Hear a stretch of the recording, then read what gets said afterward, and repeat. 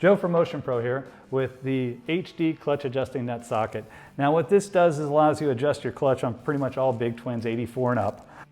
What you're going to do here is when you're doing this, you already have your clutch cable at its collapsed. You got a little bit of free play up here, and you're going to bust this guy loose.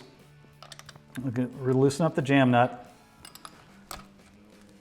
Give yourself a little bit of slack, a little bit of room. Now you're going to spin this guy in and lightly seat it.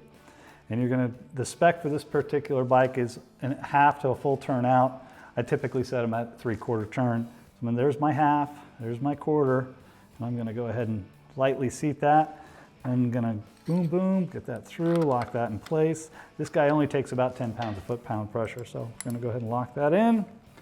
Now you want to pull the lever a couple times